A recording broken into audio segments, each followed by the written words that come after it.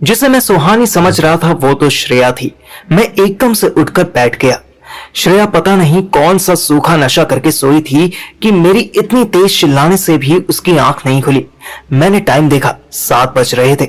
Washroom का door खुला दिख रहा था, यानी सुहानी मुझे सोता छोड़ जा चुकी थी। अचानक से श्रेया ने करवट ली और मुझ पर हाथ रख दिया, फिर मुझे अपनी तरफ खींचने लगी। अरे अरे श्रेया, मैं हूं, क्या कर रही हो?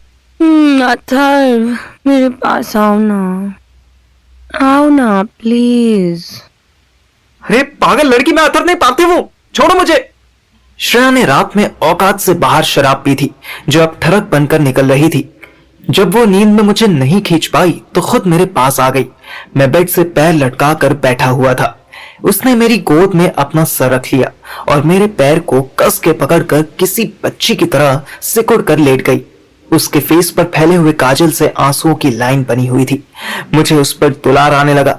मैंने हौले से उसके सर पर हाथ फेरा। उसको उठाना बहुत मुश्किल था। मैंने जैसे तैसे अपनी बैग को दीवार का सपोर्ट दिया और आंख बंद करके बैठ गया। वो मेरी गोद में किसी छोटी बच्ची की तरह सो गई।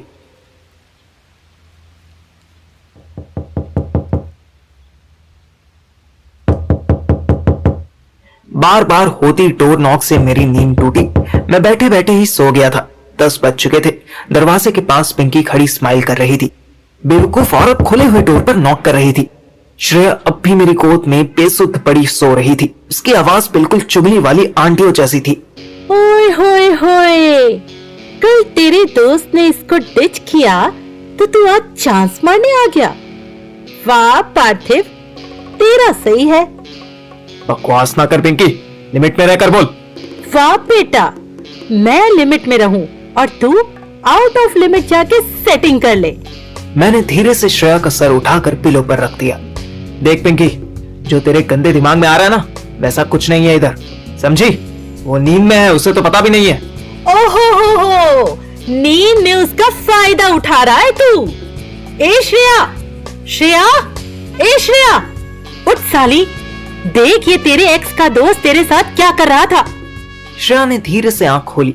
पिंकी ऐसे कथैया बन के चीख रही थी कि 4-5 लड़के और आ गए वहां। मैटर डेंजरस होता नजर आ रहा था। क्यों सोया मैं? क्यों सुहानी मुझे अपने साथ नहीं ले गई? पिंकी गा गा कर हर लड़के को बता रही थी कि उसने घुसते ही क्या देखा। ए सुन, पता है मैं जब आई थी ना तो देखा ये साला श्रेया को गोद में लेके। मैंने श्रेया को झंझोड़ के उठाया। देख श्रेया, अपनी दोस्त को समझा, ये कुछ भी पक रही है हमारे बारे में। क्या हो रहा है यहाँ? इधर मैं श्रेया को जल्दी जल्दी समझाने लगा कि कंफ्यूजन क्या है। उधर हॉस्पिटल में आधे बैठे आधे लेटे अथर्व को मम्मी एप्पल काट के खिला रही थी। अरे बस माँ, अब एक ही दिन में सारा विटामिन मत खिलाओ। सही बात है, तुझे एप्पल नहीं गाली खाने की जरूरत है। पापा आएंगे शाम को, बताऊंगी उन्हें। है? मैंने क्या किया? इतना बड़ा कांड करके बैठा है, पूछता है मैंने क्या किया। श्रेया से झगड़ा क्यों किया तूने? क्यों उसका दिल दुखाया? अथर्व झटके से हिल गया। 24 घंटे से भी पहले मम्मी को ये बात कैसे पता चली? ये किसने कहा आपसे? तुझे क्या लगा कि मुझे कुछ पता नहीं चलेगा? अरे मैं भी हर तरफ की खबर रखती हूँ। वो जो शालू है ना, शालू, अरे तेरी शालू आंटी 3 महीने पहले किट्टी में भी आई थी, याद है? कैसे याद रहेगा मम्मी? एक लिस्ट दे दो कि कितनी सहेलियां हैं आपके। चुप रह। अरे उनकी बेटी तेरे कॉलेज में पढ़ती है, पिंकी। हाँ पिंकी। उसने अपनी मम्मी को, मेरा मतलब शालू को बताया। शालू ने पूनम को बताया। अभी पूनम कौन है माँ? हाय श्रेया की मम्मी को नहीं जानता तू? मम्मी यार कैसी बातें करती हो? उसका आधार लिंक किया था क्या मैंने, जो मैं उसका नाम जानूंगा? हाँ ठीक है, तो उसने व्हाट्सएप किया कि अथर्व ने श्रेया से झगड़ा कर लिया है। मैंने तो तुरंत टोक दिया उनको कि गलती श्रेया की ही होगी, तू बस उसके इशारों पे नाचता रहता है। मम्मा प्लीज। क्या प्लीज? मुझे पता है तेरी ही गलती है, पर उनके सामने थोड़ी बोल सकती थी। उनको बताया फिर कि तू तो यहाँ हॉस्पिटल में पड़ा है, तुझे देखने आएंगे वो। अरे सुन, तुझे पता है श्रेया रात घर भी नहीं गई। अथर्व कुछ ना बोला। वो ये सारी बातें तो मेरे मुंह से सुन चुका था।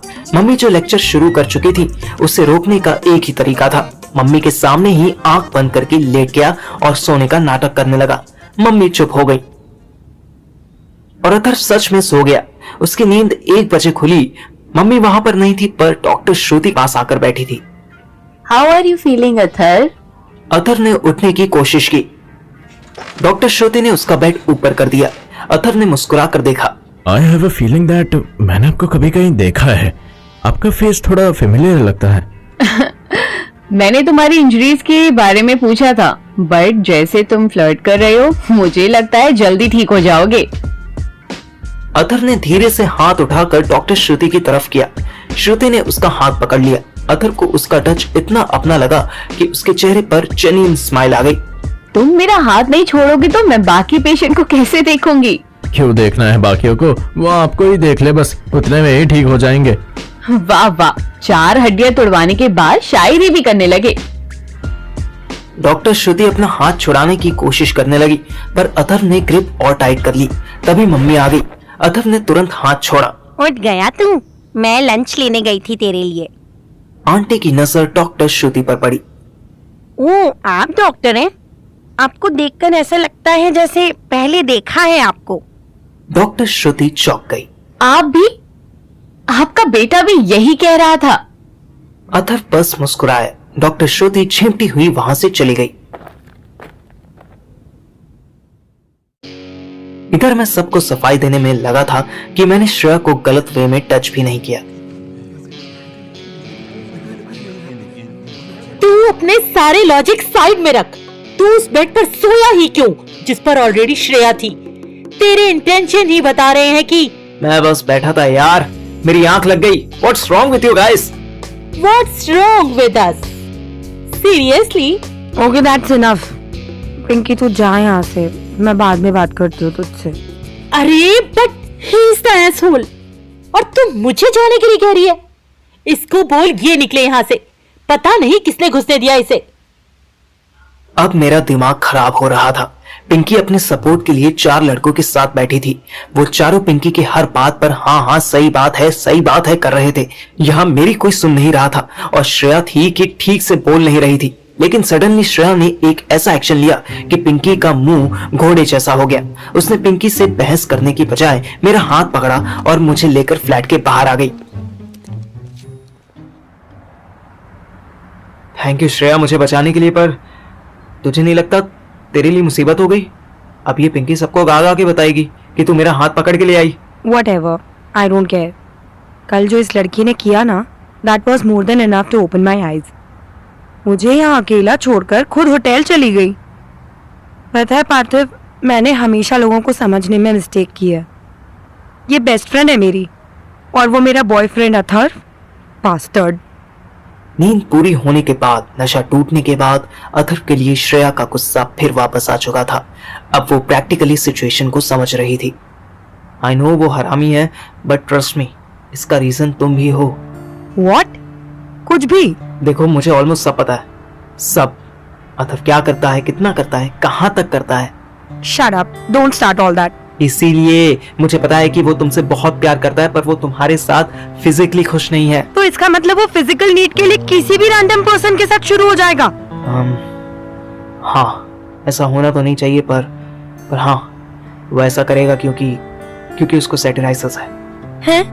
ये क्या है? मैंने बताया था तुम्हें, याद है? निम्फोमेनिया का मेल वर्जन। इसे हाइपरसेक्सुअल भी कहते हैं, बट अपनी कंट्री में इसको लेकर कोई अवेयरनेस नहीं है। इसे हम सिंपली ठरक मान लेते हैं। पेशेंट को वो वुमनाइजर कह देते हैं, एंड दैट्स इट। श्रेया मेरी बात ध्यान से सुनने लगी। फिर उसे गली के एंड पर अपनी कार दिखाई दी। वो कार की तरफ जाने लगी। मैं खड़ा रहा। वो रुकी। उसने मुझे इशारे से बुलाया।